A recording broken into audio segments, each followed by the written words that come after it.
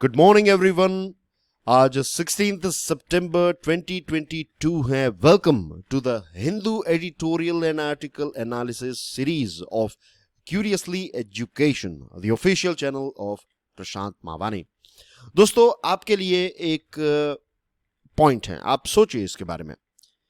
A silent crisis of a global dimension. कौन सी ऐसी एक क्राइसिस जो है ये साइलेंटली अभी चल रही है और ये ग्लोबल डायमेंशन वाली है, यानी कि इसकी जो इम्पैक्ट है वो पूरी दुनिया पर या फिर लगभग मेजॉरिटी पॉपुलेशन पर इसकी इम्पैक्ट जो है वो हमें देखने को मिलेगी।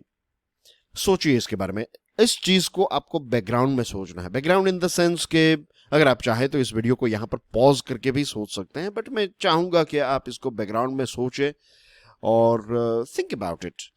और ये जो एक छोटी सी एक्सरसाइज है ना, इसका फायदा ये है कि अब आप कितनी सारी चीजें जो हैं हमारा माइंड हमें ऑलरेडी कहने लगता है, हमारा दिमाग कैसे काम करता है, ये चीज अगर हमें पता चल जाए, उसके साइंस को अगर हम जान ले, कुछ प्रैक्टिकलिटी को अगर जान ले, तो चीजों को समझना और हमारा दिमाग जो है उसका इस्तेमाल कैसे किया जाए वो थोड़ा आसान हो जाता है। देखिए, दुनिया में सारी चीज़ों की जो एक मैनुअल बुक है वो आती है, लेकिन दिमाग जो है, जो दुनिया का सबसे मोस्ट एडवांस्ड अगर कोई मशीन है तो दैट इज ह्यूमन ब्रेन।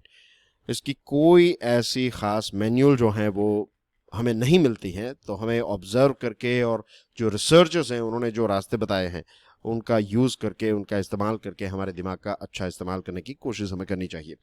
तो what I am trying to tell is कि जब आप सोचते हैं कोई क्राइसिस के बारे में तो आई एम श्योर आपके दिमाग में बहुत सारी चीज़ें आई होगी। किसी ने कोविड के बारे में सोचा होगा, किसी ने मंकी पॉक्स के बारे में सोचा होगा, क्लाइमेट चेंज, टेररिज्म एक्सेट्रा। तो बहुत सारी ऐसी चीज़ें हो सकती है, लेकिन कोई एक ऐसी साइलेंट क्राइसिस है जो एक ग्लोबल डायमेंशन वाली है और इसकी इम्पैक्ट जो है वो बहुत सीवियर होगी। Will talk about it. आज हम इसके बारे में भी बात करने वाले हैं, लेकिन मैं चाहता हूं कि आप इसके बारे में सोचें। ओके, हमारे टेबल पर हैं 6 इंपॉर्टेंट टॉपिक्स। एक ब्रीफ दे देता हूं। जो नंबर 1 एंड नंबर 2 ये दोनों जो हैं ये इंडिया चाइना के साथ जुड़े हुए टॉपिक हैं, और उसके बाद जो एक टॉपिक है ये वाटर क्राइसिस के साथ जुड़ा हुआ है। कर्स ऑफ गोवा पॉलिटी वाला आर्टिकल है ये, राइट पॉलिटी के साथ जुड़ा हुआ है। आर्बिट्रेरी एंड एक्सक्लूजनरी ये भी पॉलिटी के साथ जुड़ा हुआ टॉपिक है। और द हिंदू का ये आर्टिकल है, right parliamentary business and an essential pit stop. ये एक IAS ऑफिसर ने लिखा है ये आर्टिकल, और ये भी पॉलिटी के साथ जुड़ा हुआ टॉपिक है। तो आज 3 टॉपिक्स जो हैं ये इंडियन पॉलिटी के साथ जुड़े हुए हैं, और एक जो है वो आप कह सकते हैं जियोग्राफी के साथ जुड़ा हुआ है, राइट, क्योंकि पानी की बात यहाँ पर है, लेकिन बेसिक कोर जो है इसका जियोग्राफी है, बट अपार्ट फ्रॉम दैट इसके साथ बहुत सारे दूसरे डायमेंशंस भी हैं। And here is about international relations, isn't it? Ladakh disengagement. इसके बैकग्राउंड को देख लेते हैं, कहाँ से इसकी शुरुआत हुई। एक क्विक रिकैप, राइट, क्योंकि लगभग 2 साल से भी ज्यादा, नॉट लगभग 2 साल से भी ज्यादा वक्त हो चुका है जब से ये चीज जो है वो स्टार्ट हुई। तो इंडिया और चाइना के बीच में स्टैंड ऑफ होता है अप्रैल 2020 को, जब अचानक से अलग अलग जगहों पर ये जो चाइनीज सोल्जर्स हैं, PLA यानी कि पीपल्स लिबरेशन आर्मी के जो सोल्जर्स हैं वो भारत में घुसपैठ करते हैं, और तब से लेकर आज तक ये इश्यू जो है, ये स्टैंड ऑफ वाला इश्यू जो है वो चल रहा है, और इसकी इंपैक्ट डेफिनेटली बायलैटरल रिलेशनशिप पर हमें देखने को मिली है। एक चीज दोस्तों आपको समझ लेनी चाहिए, वो ये है कि भारत का स्टैंड क्या है। भारत ने ये चीज क्लियरली बता दी है कि अगर चाइना हमारे साथ बायलैटरल रिलेशनशिप को अगर नॉर्मल करना चाहता है, हमारे साथ वैसे ही ट्रेड करना चाहता है, बिजनेस करना चाहता है, people to people contact, science and technology, global level पर पार्टनरशिप, ये सारी चीजें अगर चाहता है, नॉर्मल रिलेशनशिप भारत के साथ अगर चाइना चाहता है, तो चाइना को क्या चीज प्रोवाइड करनी पड़ेगी। चाइना को मैं यहां पर लिख रहा हूं, आप इस चीज को याद रख लीजिएगा, राइट, फ्रिक्शन फ्री बॉर्डर। कि ये जो बॉर्डर वाला एरिया है ना, ये फ्रिक्शन फ्री होना चाहिए, right, friction free, this is the word. मैं ये 3-4 बार ऐसा ही नहीं बोल रहा हूं, मैं इसलिए बोल रहा हूं ताकि आपको इसका डीप मीनिंग जो है पता चल जाए। फ्रिक्शन फ्री, कि किसी भी प्रकार का यहाँ पर लड़ाई झगड़ा, किसी भी प्रकार का जो घर्षण हम कहते हैं, राइट, इश्यू जो है वो ना हो इंडिया और चाइना के बीच में। जब तक ये नहीं होगा तब तक रिलेशनशिप जो है वो भारत नॉर्मल नहीं करेगा। ये एक पिछले 2.5 साल से हमने ये स्टैंड रखा है, जो मैंने फ्रिक्शन फ्री वाली बात बताई वो हमने कहा है कि जब तक ये नहीं होगा तब तक रिलेशनशिप जो है वो नॉर्मल नहीं होगा। ये अप्रैल 2020 में तो इसकी सिर्फ शुरुआत हुई थी, राइट।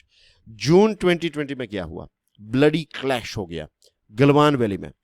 भारत के 20 सोल्जर्स शहीद हो गए। आज भी उनकी जो शहादत है, उनकी जो ब्रेवरी है, उसको हमें उसकी दाद देनी चाहिए। And let us do one thing. Let's pay respect to our soldiers by just writing down salute to our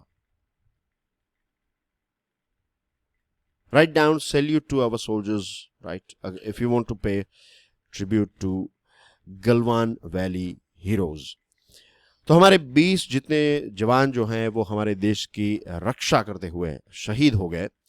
और दोस्तों, चाइना ने कभी आंकड़ा रिलीज नहीं किया, लेकिन कुछ आंकड़ा ये कह रहा था, भारत ने भी हमारे मीडिया में कहा गया कि 100 से भी ज़्यादा चाइना के सोल्जर्स जो हैं वो बैटल कैजुअल्टी हो गए जब उन्होंने हमारे साथ ये गलत चीज़ करने की कोशिश की। तो भारत ने मुंह तोड़ जवाब दिया, राइट, हमारे 20 और उनके 100। और तब से एक अनईजी काम, यहां पर शब्दों पर फोकस कीजिएगा, एक अनईजी काम है। एक ऐसी शांति होती है, एक ऐसा एनवायरनमेंट होता है जहां पर अगर शांति है, क्वाइट है, काम है, कामनेस है, तो आपको मजा आएगा। और एक जो है, इट फील्स लाइक, जो कहते हैं ना कि तूफान या फिर आंधी से पहले का जो एक शांत वातावरण होता है, उसमें एक वाइब जो है वो अलग होती है, एक नेगेटिव वाइब होती है, एक डर का माहौल होता है।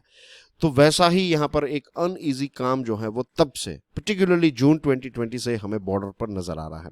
अब रही बात बॉर्डर की, तो आप यहाँ पर देख लीजिए, राइट, ये भारत का पूरा जो मैप है, तो इसमें ये वाला पोर्शन आप देख सकते हैं, Kashmir administered by Pakistan, this is POK, Pakistan occupied Kashmir. ये वाला पोर्शन जो है वो भारत के द्वारा, मीन्स भारत अभी फिलहाल भारत के पूरे कंट्रोल में है, राइट, ये वाला पोर्शन। एंड वी नो कि हमारा जो नया मैप निकला है, तो उसमें लद्दाख और जम्मू एंड कश्मीर को, दोनों को यूनियन टेरिटरीज, तो रफली, राइट, यहाँ पर this is Jammu and Kashmir, और ये पूरा पोर्शन जो है तो ये लद्दाख का पोर्शन बन जाता है, ये पूरा, right, as per our new map. अब यहाँ पर ये जो चीज आप देख रहे हैं, ये वाला पोर्शन, ये पाकिस्तान ने गिफ्ट में चाइना को दे दिया, जैसे उनका खुद का क्यों ना हो। इट्स लाइक किसी और की जमीन आपके कब्जे में है, हड़प ली है, और फिर वो जमीन बहुत ही बेशर्मी से आप किसी और को दे रहे हैं। This is the thing. और अक्साई चीन वाला जो ये रीजन है, दिस पोर्शन हियर, ये वाला जो पोर्शन है ना, ये चाइना के द्वारा, ये फिलहाल चाइना के कब्जे में है। भारत का है ये, लेकिन चाइना के कब्जे में है। और इंडिया ये कहता है कि ये पोर्शन जो है वो हमारा है। और दूसरी तरफ हमारा देश का जो अरुणाचल प्रदेश राज्य है, वहां के लोग भी कहते हैं कि हम भारत के हैं, लेकिन चाइना ये कहता है कि नहीं, ये भारत के कब्जे में हो और ये वाला पोर्शन जो है वो चाइना का है। तो इस प्रकार की चीजें, अगर चाइना के साथ में दुनिया का सबसे छोटा देश जो है भूटान, तो उनकी भी जमीन यहाँ पर डोकलाम में हड़पने की कोशिश कर रहा था ये चाइना। तो यू कैन इमेजिन, मैंने कई बार चाइना के बारे में बताया कि ये बार बार जो है वो आपके साथ आपकी जमीन में आकर घुसपैठ करके फिर आपके ज़मीन के एरिया वाले जो एरिया है वहाँ पर ही ये इश्यू क्रिएट करेगा, ताकि ये प्रॉब्लम जो है वो हमेशा आप इससे जूझते रहें। तो आपको बिजी रखने की ये टेक्निक है चाइना की। तो ये LAC है, लाइन ऑफ एक्चुअल कंट्रोल। अब इसकी हिस्ट्री में नहीं जा रहा हूँ, राइट, बहुत पुरानी है ये LAC। और LAC का मतलब ये है कि ये इंटरनेशनल बॉर्डर नहीं है, डिफरेंसेस अभी भी चल रहे हैं। इंटरनेशनल बॉर्डर होती तो इसको बॉर्डर कहते हैं, लेकिन this is line of actual control, जो स्पेसिफिकली अगर बात करें तो। अब डिसएंगेजमेंट जो है वो हाल ही में हमने इसके बारे में भी बातचीत की थी कि पेट्रोलिंग पॉइंट 15 PP15 जो है, जो Gogra hot spring area eastern Ladakh में आता है, मैं इसको दिखा देता हूं आपको। तो यहाँ पर आप देख सकते हैं ये पूरा LAC आपको नज़र आ रहा है। तो यहाँ पर है गलवान वैली जहाँ पर क्लैश हुई थी। This is Gogra hot spring region. यहाँ पर नॉर्थ बैंक है पेंगोंग सो लेक का, यहाँ पर साउथ बैंक है पेंगोंग सो लेक का, राइट। तो ये लोकेशन जो है ये वाला यहाँ की बात है। मैं थोड़ा जूम करके आपको एक बार दिखा दूं, as you can see here on your screen, right. तो ये वाला पोर्शन जो है तो यहाँ की बात हो रही है, ठीक है। तो यहां पर क्या हुआ है, डिसएंगेजमेंट हो चुका है पेट्रोलिंग पॉइंट 15 पर, और सोल्जर्स जो हैं इनको विड्रॉ किए गए हैं, और यहाँ पर टेम्पररी इंफ्रास्ट्रक्चर जो बनाया गया था तो इसको डिसमेंटल, इसको भी यहाँ से हटाया गया है। तो ये जो 16th राउंड हुआ high level military commander core, 16th round में ये डिसीजन जो है वो लिया गया है। फेज्ड और कोऑर्डिनेटेड तरीके से अब यहां से विड्रॉवल हो रहा है, और जॉइंट वेरिफिकेशन जो है वो दोनों आर्मीज के द्वारा किया जाएगा कि यहां पर किसी भी प्रकार का कोई, लेट्स से कि चाइना जो है वो कोई गलत चीज नहीं कर रहा है, चाइना हम पर ध्यान रखेगा कि भारत कोई गलत चीज नहीं कर रहा है, तो ये जॉइंट वेरिफिकेशन जो है वो किया जाएगा। अब ये जो चीज यहां पर हुई है, इससे एक आशा की किरण नजर आ रही है कि चलो अच्छी बात हुई कि एक और जगह जहां पर स्टैंड ऑफ चल रहा था तो वहां पर अब डिसएंगेजमेंट जो है वो हो चुका है। अब जब से ये क्राइसिस की शुरुआत हुई है, भारत ने क्या किया है, भारत ने, चाइना ने जिस प्रकार से ट्रूप्स को बिल्डअप किया, यहां पर लाखों की संख्या में ट्रूप्स यानी कि सोल्जर्स को लेकर आ गया, और राउंड द क्लॉक भारत ने सर्वेलेंस किया। यहाँ पर इंफ्रास्ट्रक्चर जो चाइना ने बनाया तो उस सारे इंफ्रास्ट्रक्चर को भी बनाने में भारत जो है वो सफल रहा। भारत अभी भी इंफ्रास्ट्रक्चर को बिल्डअप करने की कोशिश जो है वो चल रही है। तो चाइना जो हमसे बहुत आगे हैं, हमसे पैसे वाला देश है, उनकी इकोनॉमी बड़ी है, GDP बहुत बड़ी है, ये सारी चीज़ें हैं, सोल्जर्स को ज़्यादा पैसे देते हैं, बजट जो डिफेंस बजट है वो भी काफ़ी बड़ा है उनका कंपेयर टू आवर्स, लेकिन फिर भी भारत ने चाइना की ही स्पीड को मैच करने की और उनको रोका। दिस इटसेल्फ इंडिकेट्स के we are very strong nation और एक प्रोफेशनल आर्मी हमारे पास है। लेकिन इसका मतलब ये बिल्कुल नहीं है कि ये जो PLA है यानी कि पीपल्स लिबरेशन आर्मी जो है वो मिस एडवेंचर नहीं कर सकता। हमें इन पर भरोसा नहीं करना चाहिए। 1962 के इतिहास में अगर हम जाएं, जब हमारे और चाइना के बीच में युद्ध हुआ था तो उस टाइम पर भी उन्होंने एक प्रकार से छल कपट भी ही किया था। तो अब यहाँ पर जो हुआ है, we have to be vigilant. हम इसको ऐसे ही आंखें बंद नहीं करेंगे। Of course we have professional army, जैसे मैंने बताया, राइट। तो उनको हमसे ज्यादा पता है। और अब हमें क्या करना है, अब देमचौक और देपसांग रीजन जो है उस पर शांतिमय वातावरण बनाने की जरूरत है। अभी चाइना ने इसको लेकर कोई स्टेटमेंट नहीं दिया है।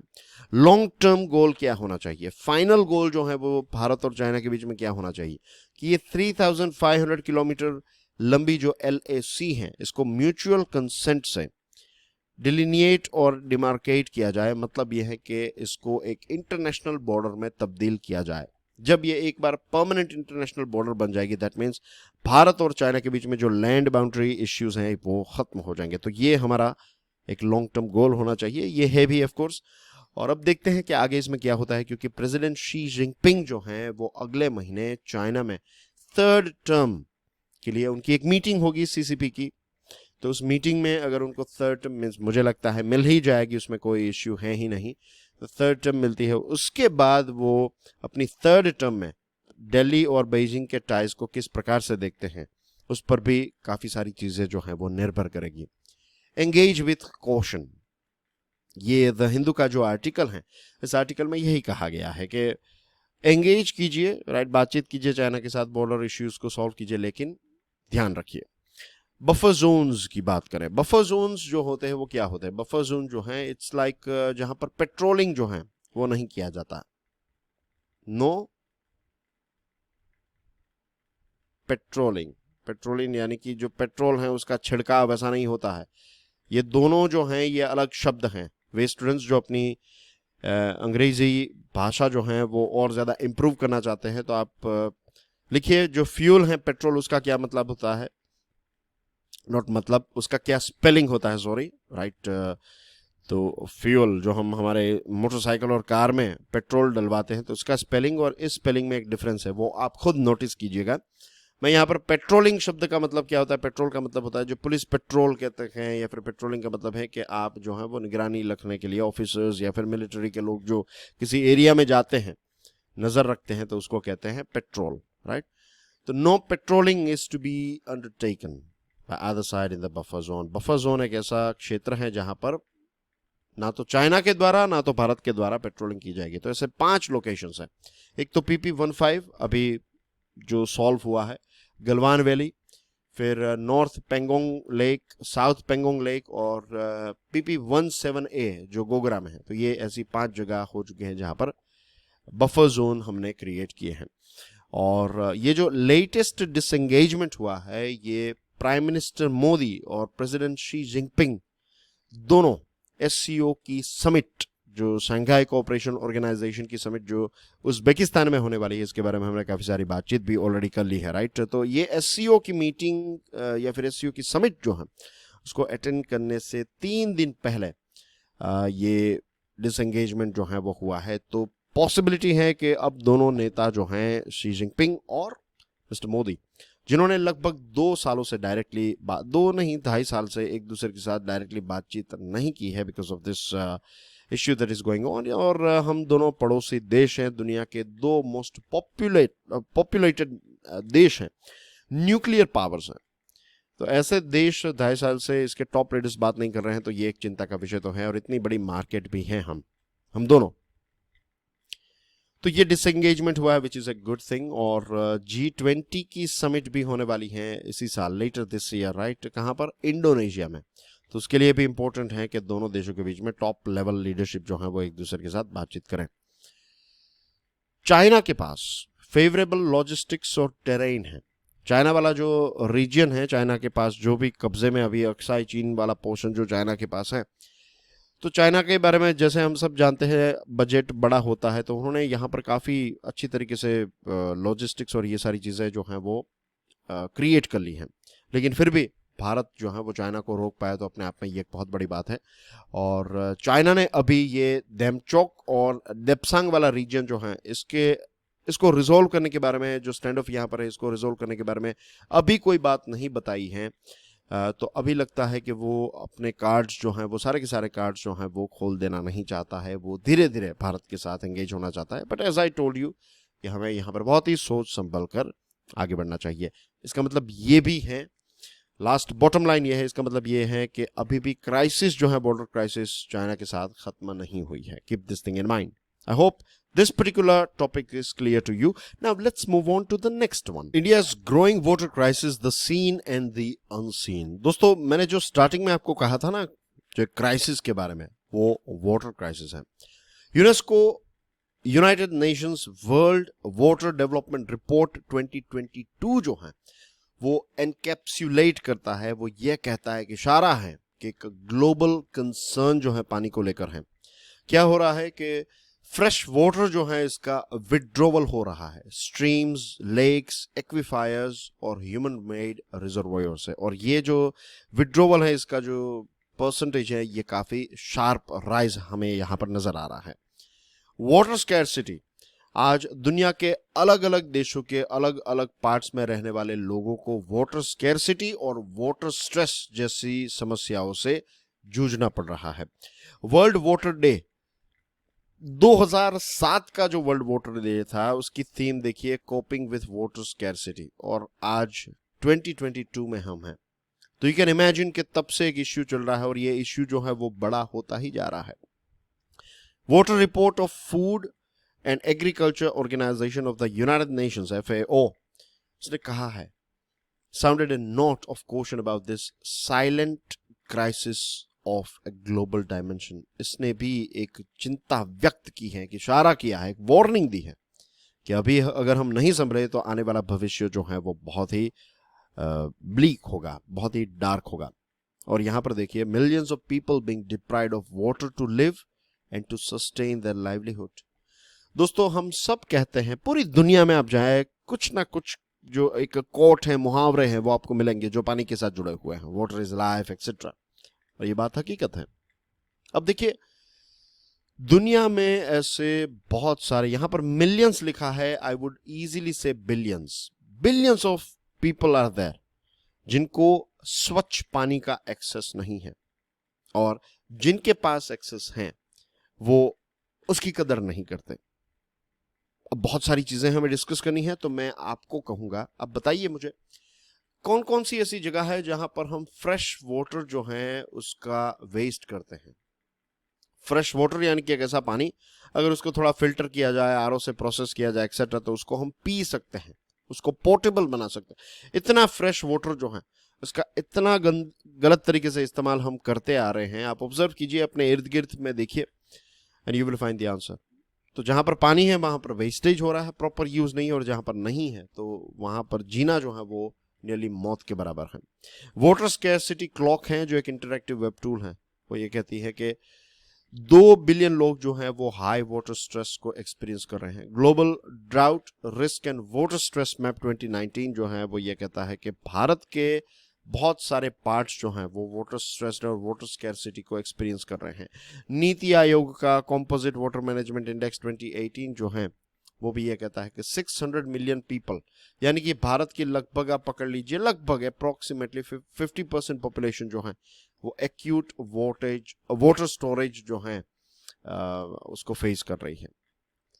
और जब भी ये इश्यू आता है, पानी की कमी होती है, तो लोग क्या करते हैं, लोग जो बोरवेल हैं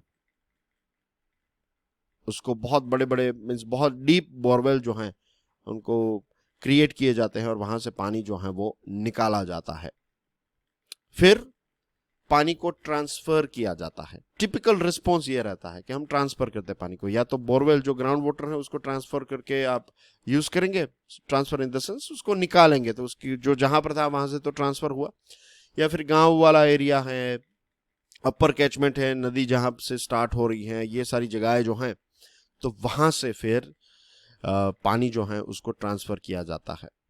और उसकी वजह से एक सेक्टोरल और रीजनल कंपटीशन का जन्म होता है। Rural urban transfer of water is one such issue of global concern. ये एक चिंता का विषय है कि ग्रामीण क्षेत्रों में जो पानी है उस पानी को अर्बन एरिया के लिए ट्रांसफर किया जाता है। ग्लोबली ये चीज हो रही है। Estimated 500 billion litres of water per day is transferred. आप सोचिए, ये ग्लोबल आंकड़ा है एक, राइट। और at least 12% of large cities in the world rely on inter basin transfer. दुनिया के जो बड़े बड़े शहर हैं तो उसमें से 12% जो है वो इंटर बेसिन ट्रांसफर, यानी कि अहमदाबाद का एग्जांपल ले लीजिए आप। भारत का एक बहुत बड़ा शहर है, गुजरात का सबसे बड़ा शहर है अहमदाबाद, तो वहां पर जो पानी आ रहा है पहले जो है वो बोरवेल पर डिपेंडेंट था, लेकिन अब नर्मदा पर डिपेंडेंट हो चुका है। और नर्मदा का जन्म जो है वो एज वी नो गुजरात में नहीं हो रहा है, तो दूसरे राज्य की एक नदी जो है उसका पानी जो है वो अहमदाबाद सिटी को सस्टेनेबल, या सस्टेनेबल तो I won't use the word sustainable, लेकिन सर्वाइवल के लिए ये पानी का इस्तेमाल हो रहा है। सेंसस 2011 क्या कहता है कि अर्बन पॉपुलेशन जो है भारत की 34% थी, राइट। और ये एक वर्ल्ड अर्बनाइजेशन प्रोस्पेक्ट जो है उनका 2018 का एस्टिमेशन ये है कि 40% अर्बन पॉपुलेशन भारत की हो जाएगी बाय 2030, और 2050 में ऐसा होगा कि भारत की 50% पॉपुलेशन अर्बन एरिया की होगी, 50% जो है वो रूरल एरिया की होगी। आज भी हमारे देश में ज्यादातर लोग जो हैं वो एज यू कैन सी लगभग 60%, 65%, 60 से 65% लोग जो हैं वो आज भी हमारे देश के लोग जो हैं वो ग्रामीण क्षेत्र में रहते हैं। लेकिन ये धड़ाधड़ सिटी में ट्रांसफर हो रहे हैं। आपने देखे होंगे अलग अलग शहरों में कितनी सारी नई बिल्डिंग्स, कितने सारे नए एरियाज आए हैं, तो बोरवेल के साथ साथ नदी का पानी जो है वो ट्रांसफर किया जा रहा है। तो गांव वाला जो पानी है, गांव का पानी, जो गांव के हिस्से का पानी है, वो अब सिटी को दिया जा रहा है। City water supply is now a subject of inter basin and interstate transfers of water, और ये ग्रे वाटर है विद लिटिल रिकवरी और रीयूज। तो अब इसका क्या किया जाए? ये तो एक बहुत बड़ा गवर्नेंस का चैलेंज है, राइट। डेवलपमेंट को लेकर एक वाइडर डिस्कशन की जरूरत है कि डेवलपमेंट जो है वो किस प्रकार का होना चाहिए। इंफ्रास्ट्रक्चर इन्वेस्टमेंट, राइट, इसी के साथ रूरल अर्बन पार्टनरशिप को बिल्डअप करने की जरूरत है, और एक पानी को लेकर, पानी के मैनेजमेंट को लेकर एक इंटीग्रेटेड अप्रोच को अडॉप्ट करने की जरूरत है। तो ये कुछ स्टेप्स जो हैं वो हमें लेने पड़ेंगे, क्योंकि ये प्रॉब्लम जो है वो बढ़ता जा रहा है। एज यू कैन सी, हमने बहुत सारे रिपोर्ट्स का जो जिस्ट था वो भी हमने देखा, तो वी कैन क्लियरली से कि ये इसको अभी नहीं संभाला तो आने वाले समय में ये एक बहुत बड़ा इश्यू हो सकता है। कर्स ऑफ गोवा। गोवा जो है, गोवा राज्य, जब गोवा के पॉलिटिक्स की बात करें तो दोस्तों एक बहुत ही नोटोरियस स्टेट है व्हेन इट कम्स टू कि कैसे पॉलिटिशियंस जो हैं वो अपनी साइड्स को स्विच कर लेते हैं। बीजेपी में है कोई, कांग्रेस में आ जाएगा, कांग्रेस में है तो बीजेपी में आ जाएगा। तो इस प्रकार की चीज़ों के लिए गोवा के पॉलिटिशियंस जो हैं वो इनफेमस हैं। हाल ही में क्या हुआ है कि कांग्रेस के जो 11 एमएलएज हैं, 11 में से 8 एमएलएज जो हैं उन्होंने कांग्रेस को छोड़कर वो चले गए बीजेपी में। और लोगों ने जो वोट दिया उसका तो बस मीन्स कुछ नहीं है। इट्स लाइक अब ये एक क्या मजाक बना कर रख दिया है कि हम वोट देने के लिए जाते हैं, हमें जो पसंद है उस पर्टिकुलर एमएलए को वोट देते हैं या फिर जो पार्टी पसंद है उसको वोट देते हैं, और कुछ समय के बाद मीन्स लेट्स से कि सरकार बन गई, लेट्स से कि एक्स की सरकार बन गई, आपको एक्स पार्टी पसंद है तो एक्स की सरकार बन गई क्योंकि लोगों ने वोट दिया। अब वाई जो है कुछ भी करके ये एमएलए को अपने पास ले लेगा और फिर वाई अपनी सरकार बना लेगा, तो लोगों के वोट का में फिर मतलब ही क्या रहा। तो ये जो लूपहोल है ना, इसको सॉल्व करने की जरूरत है, राइट। और प्रीवियस असेंबली में क्या हुआ था, 15 of the 17 Congress MLAs left the party, a majority of them for the BJP. Last assembly में भी ऐसा ही हुआ था। और ये पॉलिटिशियंस जो हैं वो कहते हैं कि हम जो हमारा कॉन्स्टिट्यूशन है उसकी शपथ तो लेते हैं, लेकिन मंदिर में गए, कुछ ऐसे पॉलिटिशियंस को मंदिर में शपथ दिलवाए, कुछ लोगों को चर्च में, कुछ लोगों को दरगाह में, राइट। लेकिन देखिए ये सारी कस्में जो हैं वो सारी की सारी कस्में, वादे उन्होंने तोड़ दिए। अब आई एम नॉट सेइंग कि अगर किसी ने मंदिर, मस्जिद या फिर दरगाह में या फिर चर्च में जाकर अगर शपथ ली है, ऐसी प्लेज ली है कि नहीं मैं आप पार्टी को नहीं छोड़ूंगा, और वो छोड़ देता है, तो मीन्स उसके भी कुछ रीजंस रहेंगे, let's say, right. But we all know means अगर कुछ ऐसा होता है, लेकिन फॉर एग्जाम्पल शादी ब्याह ये सारी चीज़ें जो हैं वैसे कुछ रिलीजियस प्लेसेस पर होती है, और फिर लोगों को लगता है कि नहीं अब वो ये शादी जो है वो आगे कंटिन्यू नहीं की जा सकती और वो डिवोर्स फाइल कर देते हैं। इसका मतलब ये नहीं है उन्होंने कोई पाप किया। अब इन दोनों को पता है कि दोनों के लिए इट इज़ बेटर कि वो एक दूसरे के साथ ना रहें, राइट। लेकिन यहाँ पर ये जो पॉलिटिक्स है उसमें हम जानते हैं कि अपने फायदे के लिए कुछ ना कुछ जो है वो करते हैं इस प्रकार की चीजें, कि पैसे तो होते ही हैं, राइट। इसको कहते हैं हॉर्स ट्रेडिंग।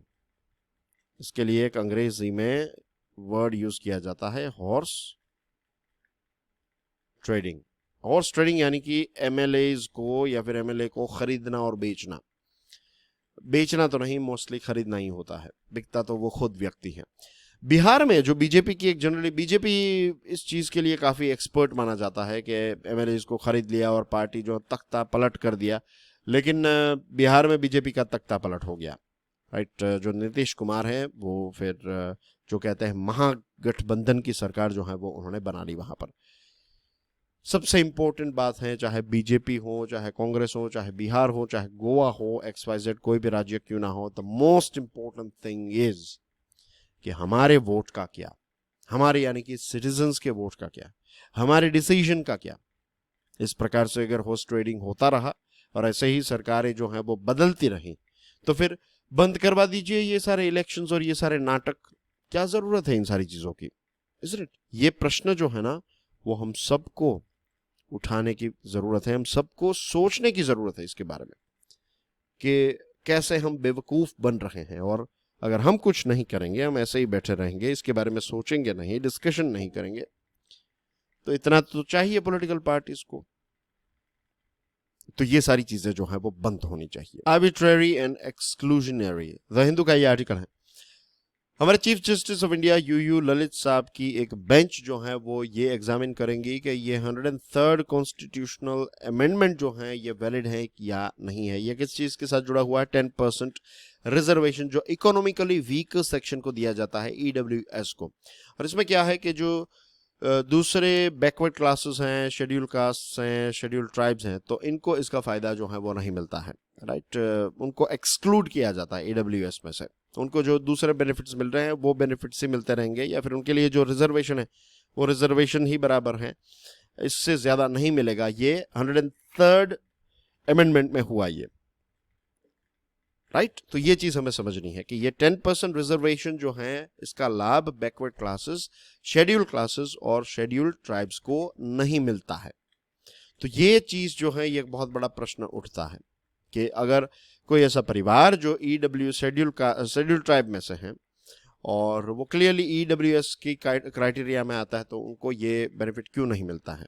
तो यही एक सबसे बड़ा मुद्दा बन सकता है। The bench has finalized the 3 issues for hearing: whether the amendment has breached the Constitution's basic structure by permitting the state to make special provisions. पहला प्रश्न जो है वो ये है कि क्या कॉन्स्टिट्यूशन का बेसिक स्ट्रक्चर जो है वो चेंज करने की एक पावर जो है वो क्या सरकार के पास है। Number 2, whether it does so in relation to admissions to private unaided institutions, and third, if the exclusion of OBC, SC, ST communities from the scope of the quota tramples on the basic structure. कि जो मैंने आपको बताया कि exclusion है OBC, SC, ST का, तो इससे क्या जो बेसिक स्ट्रक्चर है क्या ये अफेक्ट होता है। ये वैलिड क्वेश्चंस हैं और देखते हैं आगे इसमें क्या होता है, राइट। इसमें क्या है ईडब्ल्यूएस में कि 8 लाख की एक सीलिंग रखी गई कि 8 लाख से अगर कम इनकम है परिवार की तो फिर वो ईडब्ल्यूएस कैटेगरी में गिना जाता है। अब आपने 8 लाख का आंकड़ा जो है वो कैसे हासिल किया, ये सारी चीज़ें भी जानना जो है वो बहुत ही इम्पोर्टेंट है। और रिजर्वेशन जो है, reservations as per our constitution और बहुत सारे जजमेंट जो है वो ये कहते हैं कि reservations can be provided only on social and educational backwardness. Economical backwardness के आधार पर आप नहीं दे सकते, ऐसा नहीं है कि नहीं दे सकते, लेकिन सिर्फ 2 चीज़ों का ही मेंशन है कॉन्स्टिट्यूशन में। Reservation can be provided on only, यहाँ पर ओनली शब्द आ जाता है कि सोशली और एजुकेशनली बैकवर्ड है तभी आपको रिजर्वेशन मिलेगा। So in essence, if an income criterion for identifying the economically weaker sections has to be the basis, it must arrive at a clearly determined figure for the limit, unlike the 8 lakh. अगर economically weaker section को support provide करना है तो एक proper figure जो है ये हमें इस फिगर को डिसाइड करने की ज़रूरत है। और सारे के सारे सेक्शंस जो हैं सोसाइटी के irrespective of their caste should be eligible, right. ऐसा ही होना चाहिए। लेकिन अगर आप किसी को एक्सक्लूड करेंगे तो फिर इश्यूज तो हैं, डेफिनेटली क्रिएट होंगे ही, राइट। कॉन्स्टिट्यूशन के साथ भी इसके क्लैशेस होंगे। तो देखते हैं कि आगे इसमें क्या होता है। इसके बारे में और चीज़ें जो हैं वो डिस्कस करना सही नहीं रहेगा क्योंकि अभी ये ऑन गोइंग प्रोसेस है। Parliamentary business and an essential pit stop, the Hindu का ये आर्टिकल है। दोस्तों, कंपटीशन अमेंडमेंट बिल 2022, राइट, और इलेक्ट्रिसिटी अमेंडमेंट बिल 2022 ये स्टैंडिंग कमेटी ऑफ पार्लियामेंट को दिए गए और सरकार जो है उसके अंदर ये सोच आ चुकी है। सरकार ये सोच रही है कि अगर हम स्टैंडिंग कमेटी को बिल्स देते हैं तो ये काउंटर प्रोडक्टिव है क्योंकि इसकी वजह से सारी चीज़ें जो हैं वो डिले हो जाती है। क्या ऐसा है, क्या इंपॉर्टेंस है ऐसी कमिटीज़ का, आज हम समझने का प्रयास करेंगे। पार्लियामेंट का ये जो मॉनसून सेशन खत्म हुआ तो उसमें देखिए लोकसभा की प्रोडक्टिविटी रही 47%, राज्यसभा की रही 42%, which is very bad. Parliament में 24 departmental related parliamentary standing committees हैं, राइट। इसमें लोकसभा और राज्यसभा के मेंबर्स जो होते हैं 2:1 रेशियो में होते हैं और जो स्पीकर हैं लोकसभा के और राज्यसभा के जो चेयरमैन हैं वो जॉइंटली इनका जो गठन है वो करते हैं। अब इनका मैंडेट क्या है? The mandate of this committees, number 1 या फिर बड़े बड़े मैंडेट्स की बात हो रही है, राइट, कि ये जो लेजिस्लेशन जो उनको मीन्स जो बिल दिए जाए तो उनको एग्जामिन करना, राइट। जो अलग अलग मिनिस्ट्रीज हैं तो उनके बजट प्रपोजल्स जो हैं तो उनको देखना और जो विजन है, मिशन है, फ्यूचर डायरेक्शन है मिनिस्ट्रीज की तो इसमें मदद करना। अब ये जो आर्टिकल है ना दोस्तों, ये आर्टिकल इस चीज़ को एग्जामिन कर रहा है बेसिकली कि ये जो कमिटीज़ हैं ये कमिटीज़ ने क्या रिजल्ट अचीव किया है, कैसे हम बिल्स को और ज़्यादा एफिशिएंट बना सकते हैं, इफेक्टिव बना सकते हैं, कैसे इसको और ज़्यादा रिफाइन कर सकते हैं और इसमें ये कमिटीज़ जो हैं इनका रोल क्या हो सकता है। लोकसभा की बात करें राइट। तो 14th लोकसभा जो है उसमें 60% जितने बिल्स जो हैं ऐसी कमिटीज को दिए गए, 15th में 71% और 16th में देखिए 27% ही कमिटीज को दिए गए।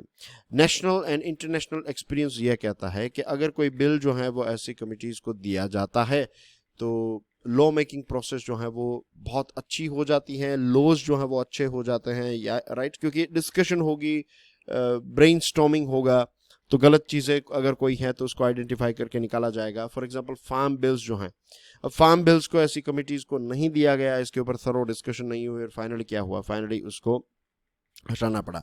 और नेशनल इंटरनेशनल एक्सपीरियंस ये भी कहता है कि जो सरकार है उसके लिए ही सबसे फायदे का सौदा होता है अगर बिल को कमेटी को दिया जाता है तो। The committee meetings are in camera and therefore the meetings are held in a comparatively congenial atmosphere of bonhomie and cordiality than they would be in parliament. Parliament में क्या है, लड़ाई झगड़ा, अपनी पार्टी, ये सारी चीज़ें, दिखावा, ये बहुत सारी चीज़ें होती रहती हैं। लेकिन यहाँ पर जो कमेटी की मीटिंग होती है ना, उस कमेटी की मीटिंग में आपको इस प्रकार के बिहेवियर देखने को नहीं मिलता है। किसी एक पर्टिकुलर चीज़ को इम्प्रूव करने के लिए सारी अपनी ताकत जो है वो कमेटी मेंबर्स लगाते हैं। जनरली स्पीकिंग हमें यही चीज़ देखने को मिली है। The government has a majority. ये जो कमेटी के डिसीजन है वो कैसे लिए जाते हैं, वो भी मेजोरिटी से लिए जाते हैं। और सबसे ज़्यादा मेजोरिटी जो है कमेटीज़ में किसकी होगी, ऑफकोर्स रूलिंग पार्टी की होगी, गवर्नमेंट की होगी। तो यहाँ पर गवर्नमेंट को चिंता करने की कोई ज़रूरत ही नहीं है। और यहाँ पर ऐसा भी नहीं है कि आइडियोलॉजिकल और पॉलिसी रीजंस हैं, नहीं। ये ऑब्जर्व किया गया है कि वो जो मिनिस्ट्री है, मिनिस्ट्री के इग्नोरेंस की वजह से, इनएक्शन की वजह से बिल्स जो है वो रिफर नहीं होते हैं कमिटीज़ के। वरना कोई ऐसा आइडियोलॉजी नहीं है कि बीजेपी है तो कमेटी को कम दे रहे हैं, कांग्रेस थी या फिर यूपीए की सरकार थी तो वो ज़्यादा दे रहे थे, ऐसा बिल्कुल नहीं है, right. It is about inaction and ignorance of the ministry concerned। ये एक ऑब्जर्वेंस, एक ऑब्जर्वेशन है ऐसा कि ऐसा जनरली देखने को मिलता है। अब इसको और अच्छा कैसे किया जाए, रिफाइन कैसे किया जाए, तो यहाँ पर 7 स्टेप्स दिए गए हैं। आप पीडीएफ को डाउनलोड करने के बाद एक बार ये सारे स्टेप्स को जो हैं वो देख लीजिएगा। Number 1, make the process of reference of bills to this committee's compulsory and automatic process। कि अगर आपने कोई बिल पार्लियामेंट में प्लेस किया तो ये ऑटोमेटिकली कमेटी के पास चला जाएगा।